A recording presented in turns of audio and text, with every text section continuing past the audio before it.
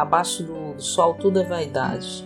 E a gente viu a experiência de Salomão, mesmo provando de toda a sabedoria que foi considerada inigualável, de toda a autoridade que foi considerada suprema e de toda a prosperidade que foi tida como insuperável, ele se entregou a uma concupiscência, a ponto de que nenhum outro ser humano pôde comparar-se a ele, demonstrando que no coração do homem existe uma eternidade que foi colocada, e mesmo o homem tendo todas essas coisas abaixo do sol, tudo isso é vaidade.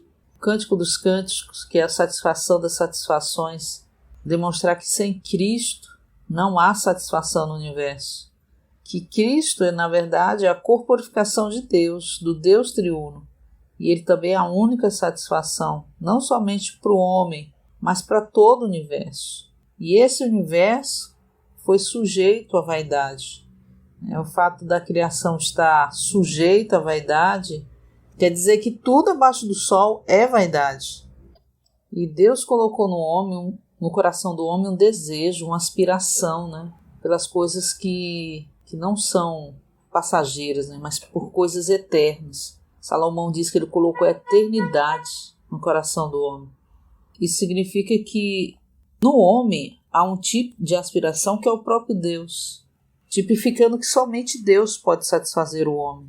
As coisas físicas, por mais que sejam agradáveis, elas são temporais, passageiras, e que na nossa experiência, e também na experiência, todo ser humano, inclusive aqueles que obtêm bastante êxito, quer seja na família, quer seja com bens materiais, eles sempre têm esse mesmo desejo. Mesmo as pessoas bem-sucedidas podem testificar, quando tentam progredir, se sentem um vazio interior. A palavra diz que há 3 coisas que se sobressaem no homem criado, que é a imagem de Deus, o nosso espírito, esse espírito para receber Deus. E esse mesmo espírito é quem nos dá a percepção de que nós temos um propósito.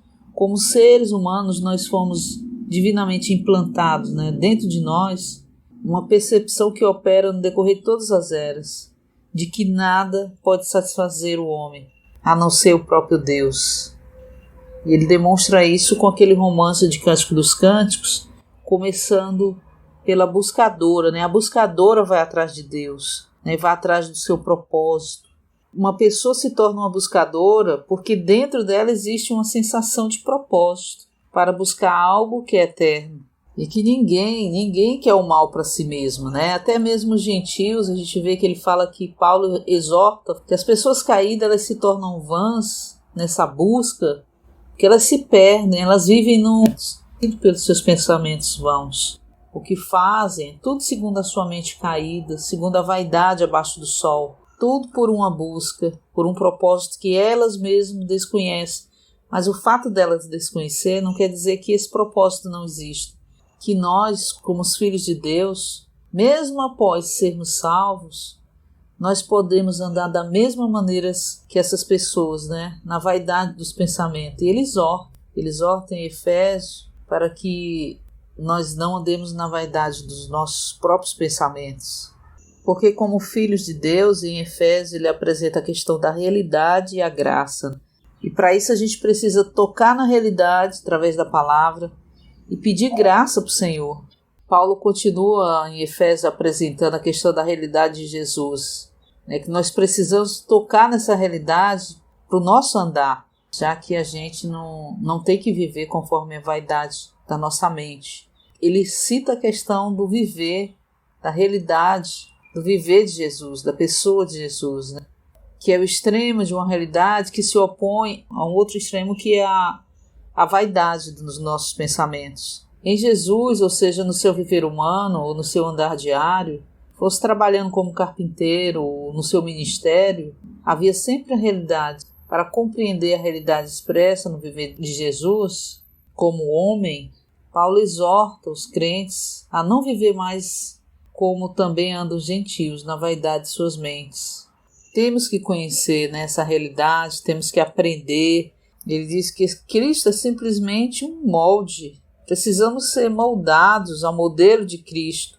Ele veio também para ser esse modelo. Cristo não é apenas uma vida para nós, mas também é um exemplo, né? O exemplo ele deu com sua própria vida humana. No andar ímpio das nações, das pessoas caídas, a vaidade, mas na vida piedosa de Jesus, a realidade. Uma vida que atendeu a esse propósito, né? Uma vida que fez tudo em Deus, fez tudo com Deus e fez tudo para Deus. E depois de Cristo ter estabelecido esse molde, ele morreu, ressuscitou e tornou-se o Espírito que dá vida para habitar dentro de nós e ser a nossa vida, ser a nossa graça para nos habilitar a sermos conformados a Ele mesmo. Ele é o padrão. E essa vida, esse processo que Ele passou para liberar essa vida para nós, essa vida é o que nos faz ser filho de Deus. É a fé no Filho de Deus. Pela fé e com poder somos feitos filhos de Deus e somos introduzidos no próprio Deus. Então ele diz que isso é o que nos faz diferentes das pessoas do mundo.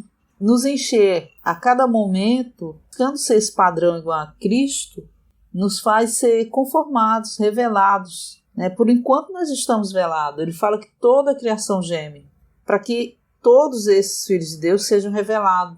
As pessoas do mundo, você pode chegar para elas e dizer, eu sou um filho de Deus, elas vão questionar, quem é você? Você se acha melhor do que eu? Olhe para mim, olhe para você, somos seres humanos, você é igual a mim, tá, mas o que nos torna filho de Deus é o Espírito, as primícias do Espírito dentro de nós.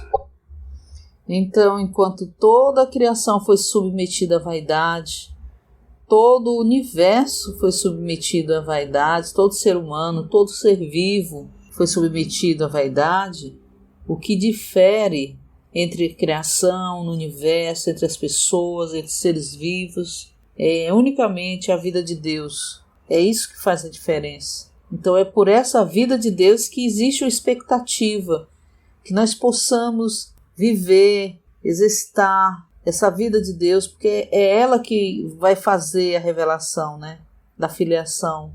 Todos aqueles que foram antes de nós, os vencedores, todos estão aguardando. E nós temos que, de certa maneira, atender à expectativa de toda a criação. Existe uma queixa, né? Porque nós amadurecemos tão devagar.